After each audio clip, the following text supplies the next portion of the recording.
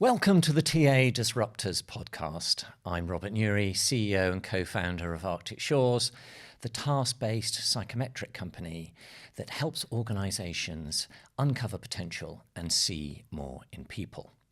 And in this third series, we are focusing on Gen AI and the impact it is having on candidates in how they apply, but also to explore about how, for recruiters, the impact is coming to really change the way that not just how they assess, but what they assess for. And in today's episode is Samantha Hope. Sam and I go back 10 years or so now, and Sam is head of emerging talent at Shoosmiths, the national full-service law firm, and one of the fastest growing ones in the country. Sam, you've been at Shoosmiths for 14 years now, and in a world where sometimes that can be a little bit, and I think in a misleading way, frowned upon at being at the same organisation. But one of the reasons we're going to have such a good discussion today is because actually you can be in the same place and in the same organisation, but still experience a huge amount of change, both because of change within every organisation, but also with what's happening around us. So welcome to the podcast. Thank you. I'm really excited to be here. And we've had a number of discussions over the last 12 months, both online and in person, around the impact of Gen AI on particularly early careers recruitment. And unusually, you have been, and Shoosmiths have been one of the pioneers of actually embracing AI and seeing a bit more of an optimistic view about the impact that AI is going to have both in the place of work, but also how candidates will apply too.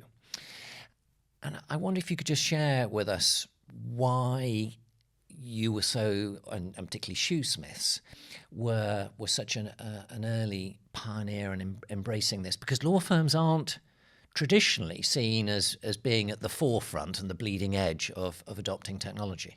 Yeah, that's right. I think law firms are seen to be more traditional, and they have a bit of a reputation for waiting and seeing before jumping forwards. So actually, I'm really excited that we were able to pioneer some of this actually in the industry.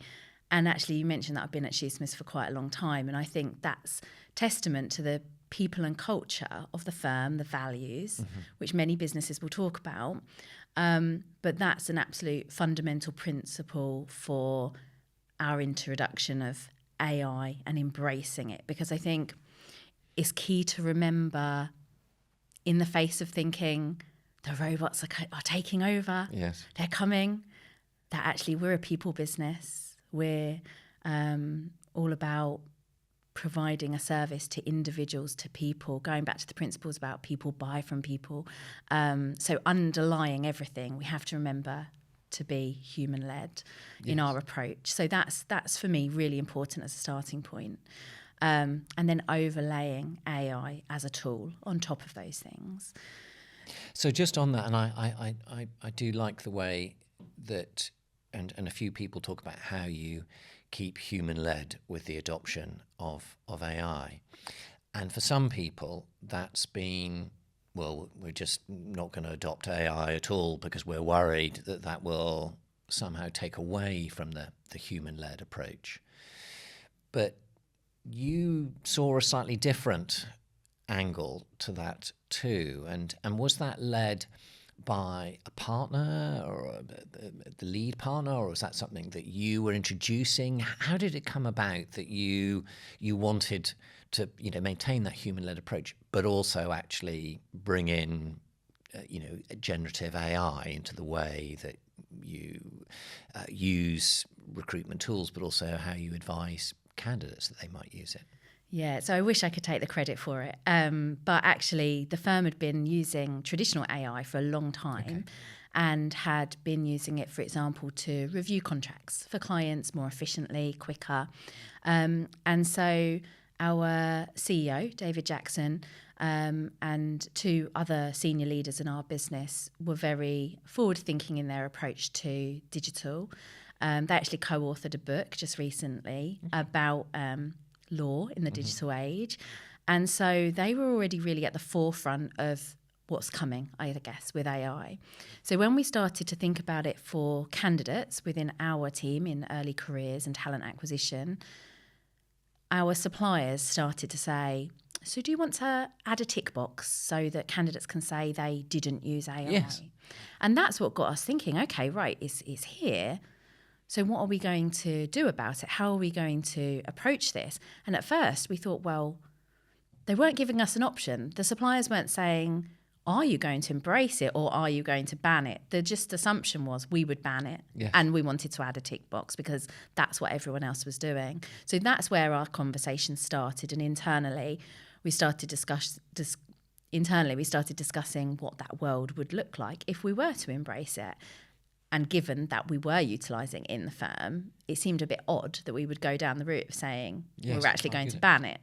Around the discussion time, we were becoming the first law firm to get onto Microsoft's pilot of Copilot. Copilot, yes. So as a firm, we were starting to have Copilot rolled out, and that was integrated into our apps. So PowerPoint, there's a Copilot button within Outlook and Teams. So it's not just a chat function where you're operating in OpenAI, but you're actually utilising it within your daily work and in a secure environment. So that's really key for us as a law firm, is obviously considering the risk and the ethics around the use of OpenAI. So that's where the conversation started. Yes.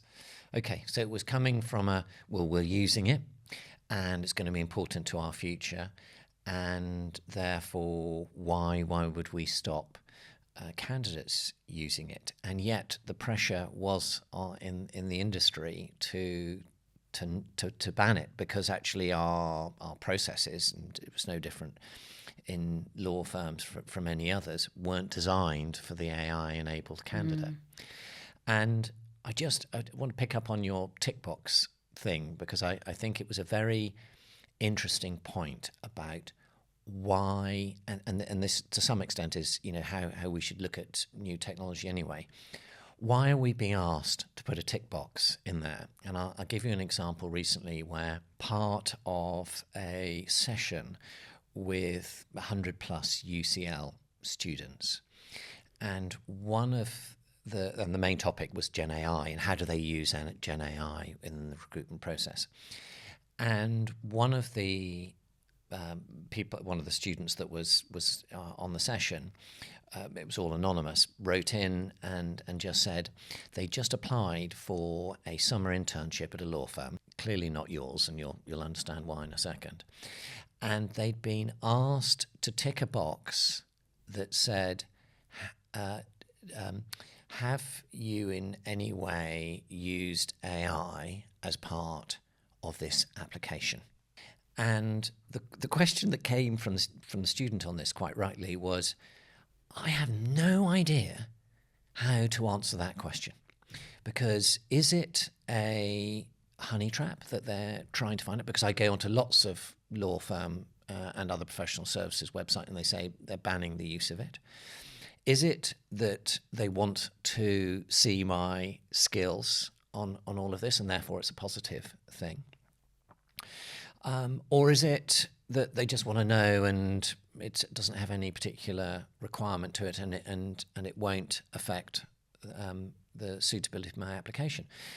And so they were saying it was just not possible to understand what was from that. And so the reason for highlighting that story, because you must have gone through that thinking too, is if we put that box in there, what actually are we trying to find out? And I suppose that was a little bit part of your thinking, was actually maybe there's a different way that we want to approach all of this rather than just a tick box. And how did you, once you take the tick box out, what did you then go and do? And what would we have done with the tick box? Yes. So if candidates had not ticked it, so they were indicating they had used AI, were we going to just not look at the rest of their application? Yes. But without giving the guidance about that. Yes. So you're presuming and you're kind of giving them the perception that they cannot use it by obviously having that disclaimer in there. Yes. But what would we have done with it? Was that a be-all and end-all of their application to us?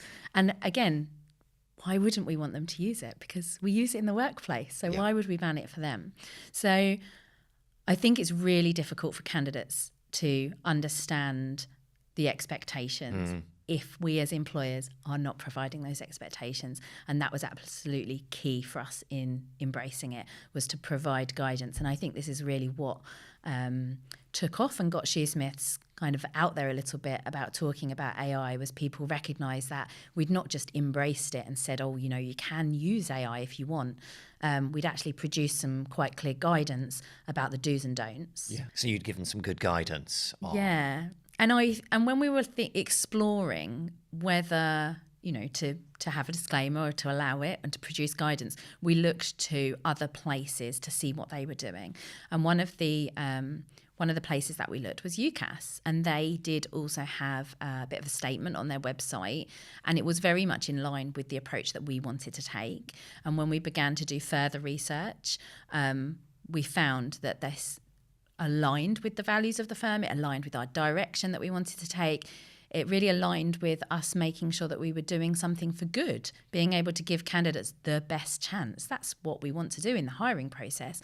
Let them shine, give them the best chance of succeeding, and then we will hire those talented individuals. So we wanted to embrace everything about that for the candidate's benefit. Yes, but that doesn't come without some significant risk.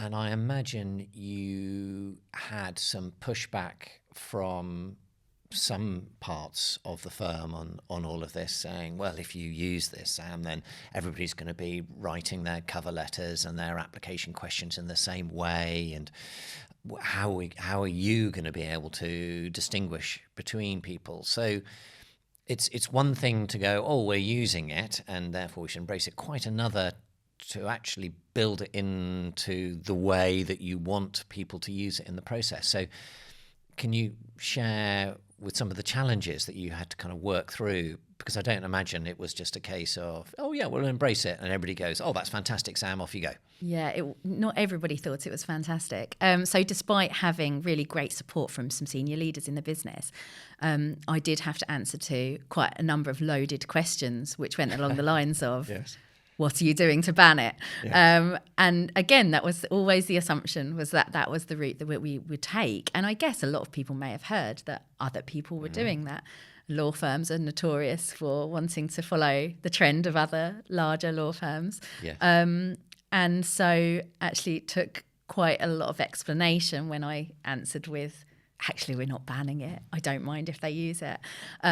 And of course, once we shared the research we had gathered, we shared the guidance we were producing, we explained why we were taking this route, people were on board and very quickly came around to understanding why we were taking this approach, which was lovely because it reaffirmed, of course, everything that we'd been doing and reassured us that we were doing the right thing. And conversations like with yourself and other industry professionals really helped us to embed that. Yes, and I think the research is important around this, because I know you did some of your research, which was similar to ours on this, that you found quite a high usage of Gen AI in application processes. So people were using it, and it makes sense for them to use it, because if it's, you know, my analogy has always been that it's like a calculator, and we don't mind calculators being used in an exam, so why would we have an issue with Gen AI tools being used in the application process? So you knew people were using it, but also that creates a challenge of how do you detect whether they're using it sensibly or not. And so I think you did quite a lot of research, didn't you, into that people are using it, and if we find that they're using it, the tools for detecting it and therefore whether you're going to reject an application weren't particularly reliable. Yeah. So, so early on, the research shows that people want to use it. And it also shows that candidates who come against a process where they're told not to use it or it's banned don't perceive that firm or business to be very forward thinking. They don't perceive it to be innovative. It doesn't attract them to apply. So there's a marketing sense to embracing it as well. We researched into the detection of it, and very quickly realised there was nothing reliable out there that would help us to detect the use of it. And I think that's more important perhaps for people who are trying to ban it. Yeah. But how are they detecting it? Because I think ChatGPT itself only reached a 26% accuracy rate when they tried to detect their own stuff. Yes. And really absolutely loved listening to the scientists that you had about at the University of Reading, and they infiltrated into the exam papers using 100% ChatGPT information or copy and paste.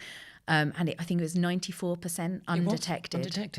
And that's crazy. And so it's at the moment you can't detect it. So like almost why try?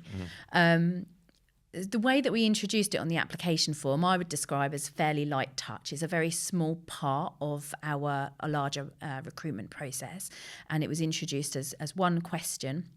So we said that candidates could use AI to help them elevate their application, but we really enforced that we valued their own genuine thoughts and opinions, and that by using their own thoughts and opinions they would score higher naturally on our application form. And that has always been the case. Candidates who make it personal to themselves, who can see themselves in the role, who demonstrate that understanding of us as a business, they will always score higher. So that is still true.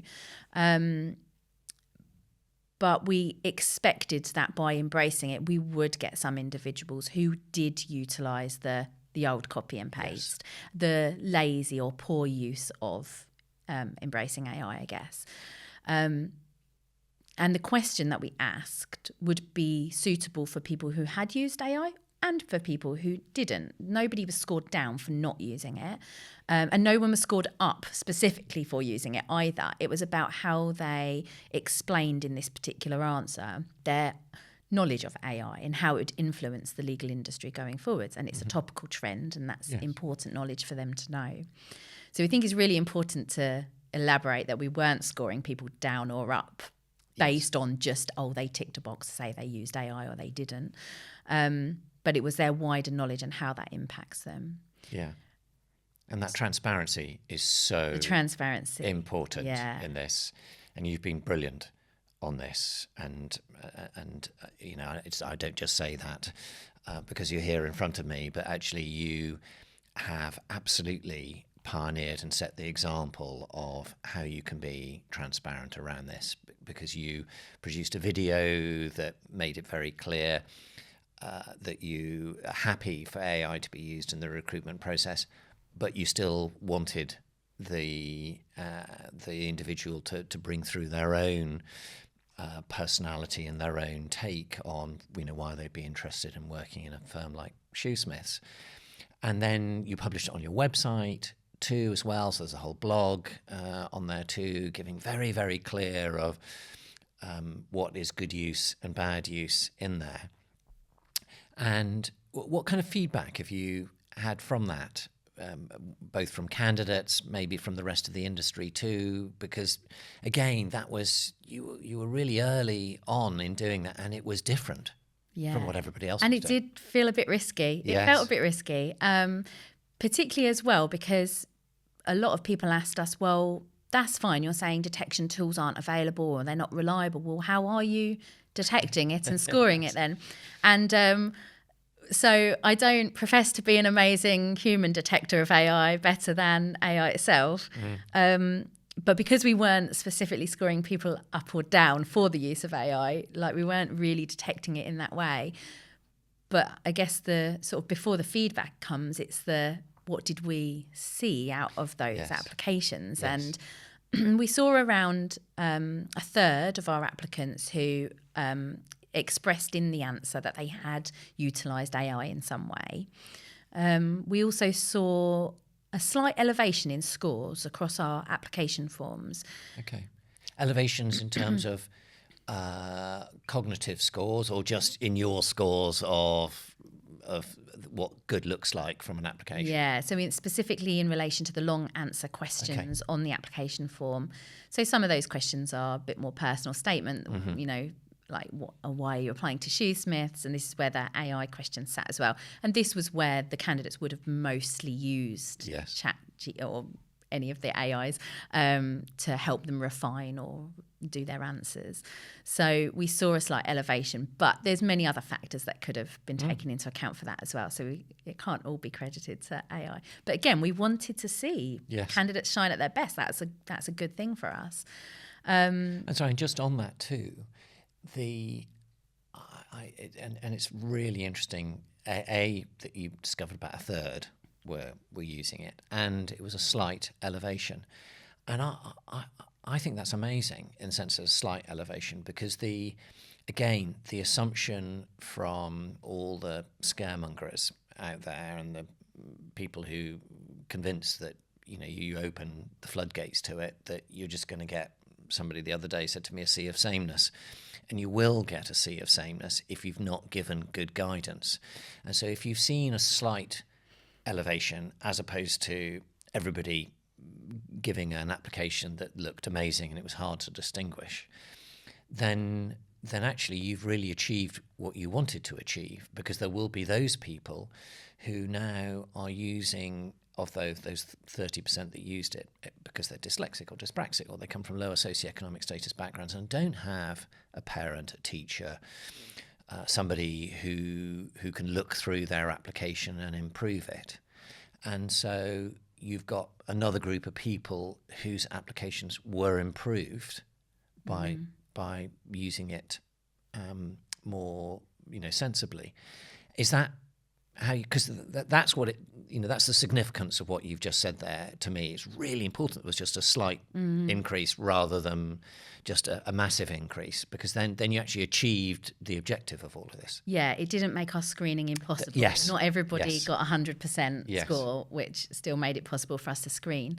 I think your research, Arctic Shores research, shows that candidates who have neurodiversity or actually different demographics, like black candidates, typically utilise AI more than other candidates.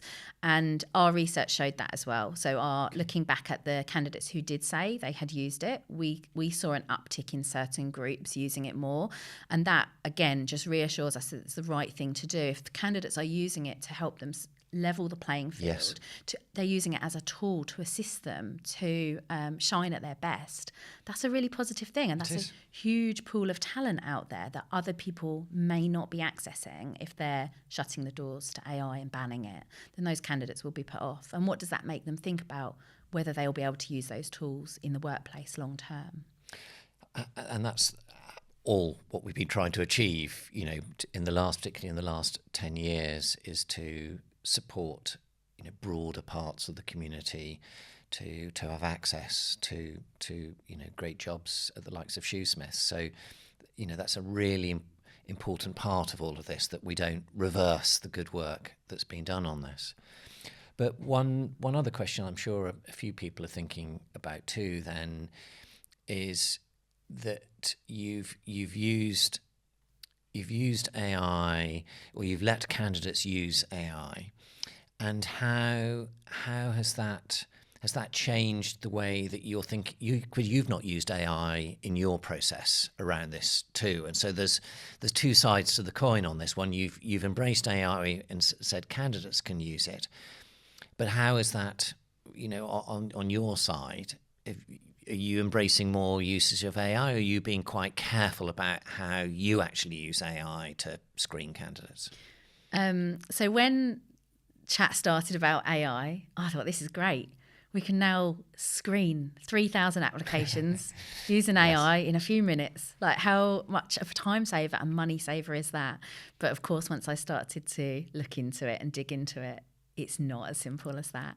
And we do not screen using AI. We use our human eyes.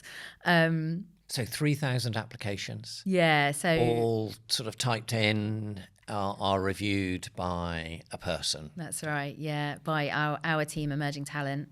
And Yeah, we very quickly discovered research that showed that AI could be quite biased because it's relying on the information that's input, can deliver hallucinations. As we know, it's not always factually accurate. And that goes back to the detection piece as well. You know, it's shown that it's been detecting AI use when there was none. And how would we really be able to explain how an algorithm is selecting candidates to progress to the next stage? Yes. I think it's quite difficult to do that. So at the moment, our research suggests that it is not a great use of AI in an ethical way, and so we are not using it. I'm sure there will be a time that comes, and I wonder at what point we will discover that AI is less biased than a human screener. Yep. And it's interesting that, isn't it? Because we know that humans are full of bias, and that's not necessarily a bad thing. It's just how evolution has helped us deal with the world and the complexities of it. The interesting bit is I saw a piece of research a while back that said when a human looks at a CV, there's up to 150 different biases at play.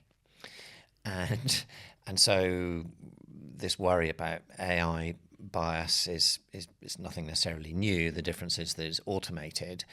And the other thing is we don't know what the bias might be that's built into there. And I think you're right on that one, that if we are going to be using any kind of automation, it doesn't have to be artificial intelligence, but any kind of automation in our recruitment process, we have to be able to interrogate and monitor any algorithm that's being used to be able to determine is bias creeping in there. Yeah, because it's got to move us forward. As you know, AI that just repeats human bias just doesn't achieve anything. Yeah, exactly that. We've worked so hard as an industry to remove as much bias from the process. And we have fantastic tools in place to help us do that. You have lots of different processes through the recruitment and selection process. So from blind CVs, removing data from the CVs so that screeners can't see it, contextualized recruitment tools, blind CV interviews as well, so the interviewers don't know the information. Like, there's so many different parts of that process where we've tried to remove the bias. So I do feel like at the moment that could be a step back, and not forwards. But I am sure a time will come when it becomes a step forward for us. And it's just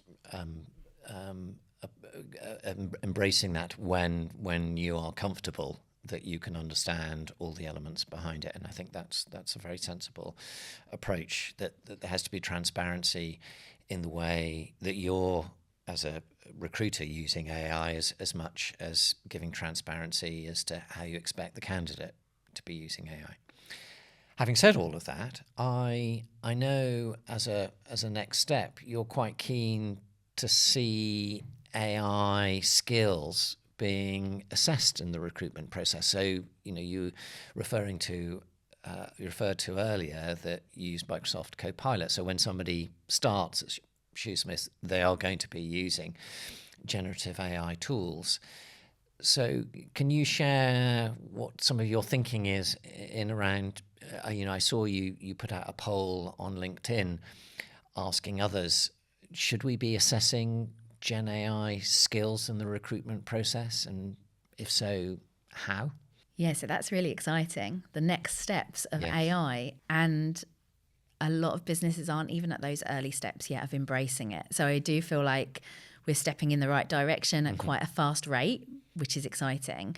But it's going to be quite a pace of change for candidates, for universities to start upskilling individuals, and for businesses to make sure that they have the infrastructure. So I guess as a real starting point to this is to mention that as law firms, we recruit really far in advance. Of course, yes, it's like 2 or 3 years. Yeah, so for the trainee solicitors that I'm actively recruiting now, they don't actually start as a trainee until another 2 years. When they qualify as a solicitor, it will be 2029, and the solicitor apprentices I'm recruiting now, they'll qualify in 2031. So, we're 5 more years off of that.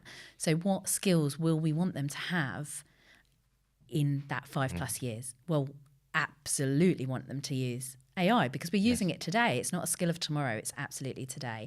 So that's a real starting point for the direction of travel here. And I think universities are struggling to find their place with this as well because like your research with the scientists at the Uni of Reading and showing how it could be used in the exams, they're having to take a different approach and think about how that works in an assessment process, but also thinking about upskilling these students for the future.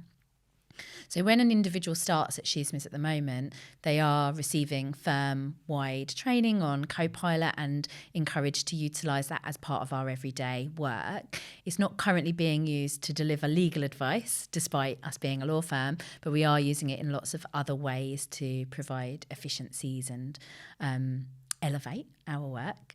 And it is an expectation that we're seeing from clients as well. So clients obviously drive a lot of what we do. So they're going to need those skills when they start. Yeah, and absolutely. I think one of the things that you've talked a little bit about is Gen AI literacy. And so if they're going to acquire some of those skills, or maybe we might expect them to have some. Yeah, what in the recruitment process? Is it just we're going to see if they know how to create a prompt, or is it a bit more than that? Yeah, so I see that's where a lot of people are starting to think about it. Can somebody craft or curate a prompt to get out the information they need in a timely manner? That's really important because you don't want to have to keep using your own time to go back in and tweak a prompt and change it and ask another question and get a bit more information. You want to be able to ask the whole thing all up front and get the answer. And that's what a lot of our training at Shoosmiths currently is around making sure people are inputting a really good, robust prompt to get the answer that you need. So giving context, telling it what your audience is, what's your purpose, what do you actually want to get out, making sure that you are delivering an instruction in the same way that you might to a human assistant, right. And thinking of AI as your human assistant. That's the starting point. But I think a big part is about what do we do with the information that we're then given? How do we then use it? And that, I think, is a bit of a gap because that's why we're seeing probably, and we'll see more of the copy and paste style use of the information it churns out, thinking that that's quite tailored, but we're losing our own thoughts or voice or opinions within that. So being able to then analyse and then curate that information into the actual way that we need to deliver it next, I see that as being the next skill that we really need to work on, and start to assess that skill for the future as well. And potentially we have a problem there in that, as you alluded to earlier, if the universities aren't training for that skill and the schools aren't able to, then we're back to this challenge again that those with access to money and support get the training on AI skills and those that don't get the access. So we know it's a skill we're going to need in the future, and maybe we need to assess it in a different way, which is not so much have they got the skill now, but have they got the ability to pick up the skill? Because that's a big part of my passion is recruit for roots, not leaves on all of this. And so is that how you're thinking about this for the future? Yeah, and I'm so pleased you've said that because that's exactly it. There is a gap in that skill set, but it's a gap we can fill if the individual has the right growth mindset and innovative thinking as a foundation, then we can train it and build upon it. So absolutely, I think it's about looking for that potential in an individual, and growth mindset, that's one sort of phrase we use to cover that. So you mentioned schools as well, which I just focused on unis, but yeah, of course it starts absolutely at schools. I know there's a lot of conversation with higher education at the moment about AI. They're talking a lot with employers. One of our senior leaders has been attending lots of round tables and discussions on it. And so we have a lot of back and forth between us, and then he goes into these meetings and talks to higher education. And so I'm quite confident that there's loads of discussions happening and things are moving in the right way to try and plug that gap. But it's a different mindset from us as a firm and us as talent acquisition leads to make sure that we are looking for not just the skill gap, but the potential for where we can build upon it. Yeah. Yes. And I think that's brilliant. And that ultimately is what emerging talent should all be about, is thinking about, well, what are the skills we're going to need for the future? We, in many cases, you're talking about quite a few of the people that you'll be asking to apply for roles in the next 12 months may not actually be fully qualified until 2031. So there's a lot of things that are going to change in that time frame, and they're going to be able to adapt and learn, which is why that growth mindset is so important. And that, I suppose my next area is how, when you're thinking about, there's so much that's changing around all of this.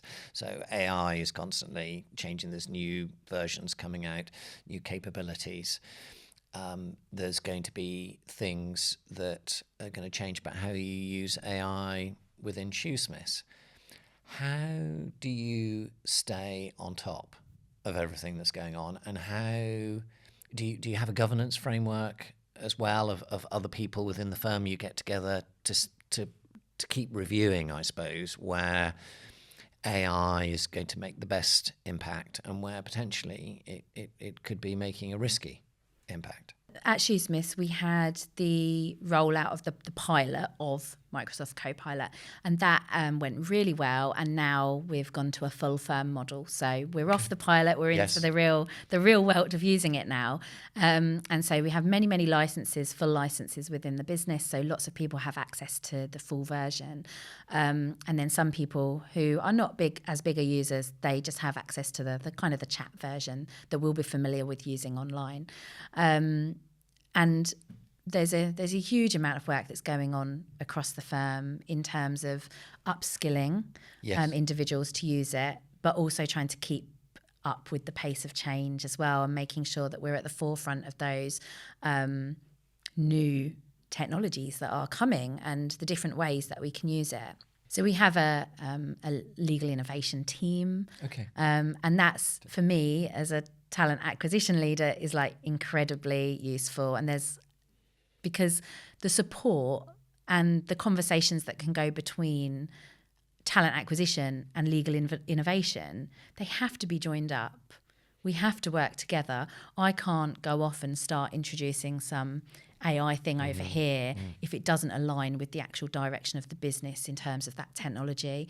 And I think that that's really important for anybody who's trying to introduce it into their own business, just making sure that it aligns in some way with the direction of the business as a whole. Yes. And I suppose you've got two elements to what you're suggesting there is one, you should be using it all the time because it is changing. But if you're a frequent user, you'll get familiar with how some of that change is happening. And then it's about tapping into the way within the organisation. And I think it's really interesting that you have a sort of legal innovation unit, because a lot of the time when I speak to organisations, it's the IT team as a service function to the business that control access to AI, and it comes from a bit more of a sort of guardrail, guardian perspective, which is you can only use it internal, be careful before you use it, and there's a lot of beware around it, as opposed to actually this is part of innovation, this is how we're going to be competitive, and so we're going to experiment a bit more, and from that experimentation we'll be able to work with other areas within the firm to give them guidance on how they may progress the use of AI. Is that so? That feels like it's much more positive. Really positive. Within Shoosmiths about how you can use AI. Yeah, my experience of it and the firm's direction with it is 100% positive. And you won't be surprised to hear that I'm a proud AI champion at Shoosmiths. And what that means, and there's many of us champions, but it just means that we have a responsibility to really drive forward this initiative within the firm to speak positively about it. That's how I feel, so that's great. And to help others, bring along others on the journey, because it is hard. It's a big change for many people to think about doing things in a slightly different way. And I always think when you, if you get a new team member, you might be really busy and you get a new team member and you think this is great because they're going to be able to do loads of the work, stuff that I can't do at the moment. But then you think, oh, I've got to train them first. I've got to spend all this time investing into this individual, and then I won't get as much work done. People feel like that about AI coming as a change. It's great and it will deliver great things and efficiencies and time saving, cost saving. But we've got to get over that hump at the beginning first. But I think that can be done really quickly with some great positive experiences. So myself and some fellow champions are really driving forward, demoing really simple ways of utilising it in a workplace. I'm a big advocate for making sure people, if they're a little bit scared of using it, just use it for something personal. Ask it something not to do with work. Ask it to list out your ingredients in the fridge and ask it to meal plan for you for the week. Or if you're hosting Christmas Day, ask, what's the kind of perfect timings for Christmas Day, and factor in a Christmas Day walk and the King's speech and whatever else you might have planned, and use it for some fun things that aren't critical, so you can get to understanding the types of answers it's delivering. And I think there's a really basic level of utilising it, and before you know it, you'll be acing those prompts, and you'll be acing the information that comes out of it and how you actually utilise it on a daily basis. And so there's a lot of ways as talent acquisition leads we can begin to use it, not just to do with screening and applications and candidates.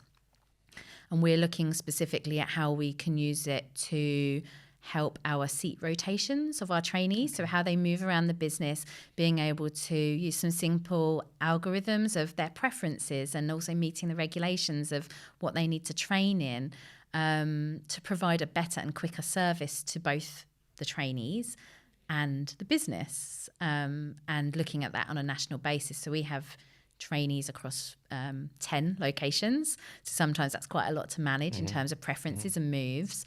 So I'm really excited about that, how we can actually utilise it better in our own team as well. So that's great advice, and I think that's something that anybody, and you've been the early pioneer on this, but there are lots of people that are still sitting on the fence, not sure what to do, and by far the best way to decide how AI can make a difference is to actually be a user yourself, and that's such a good piece of advice. If you're a bit worried about using it at work, then you at least start using it on simple things at home. I hear all sorts of people talking about birthday lists or Christmas, as you were saying. I used it actually, much to my team's amusement, to create a Mother's Day card poem this year. And so there are different ways. You just get comfortable with it. My final point then is, because you've been a pioneer on this, do you see the rest of the legal industry charging in behind you at the moment, or is it still something that a lot of people are on the fence? And if they are on the fence still on this, what piece of advice would you give them? Well, I think we certainly can't rest on our laurels. So that's why we're keeping moving forwards. We're now thinking about that skills piece and the assessment piece, and how we might begin to upskill individuals and assess them. Because we can see some other law firms are keeping pace too and are moving forwards with it, which is great. That's the direction of the industry, working together for the benefit of all of those newcomers, those junior lawyers that are joining the profession. And I just think it's a really exciting time. There's still a huge number of people who are on the fence. And I've been speaking at a couple of events and I'm seeing loads of people nodding along. They're in agreement. They get the foundations of it. And I think where a lot of people are struggling is to overcome the internal hurdles of the risk, the ethical piece, bringing others on board with them. So where businesses are not as forward thinking in their own approach to using AI in the workplace, that's, I think, where we're seeing a number of businesses struggling to push that forwards. But I think we're really lucky in early careers. We're thought of as creative, innovative, forward movers. And so there's the space to get out there. And there's fantastic research to back it up. It's really clear and concise, the research. You can't argue against it. And so my tip for anybody who really would like to drive this forward in their own early careers, teams and businesses, is to delve in and find some of those stats, pull them out, understand how they impact you as a business and how it all aligns, and let that be your starting point. Fantastic advice. Sam, as always, it's been great chatting to you. I know a lot of people would have taken some really great insights and encouragement from what you've shared with us today. So thank you very much for being on the podcast. Pleasure, thank you.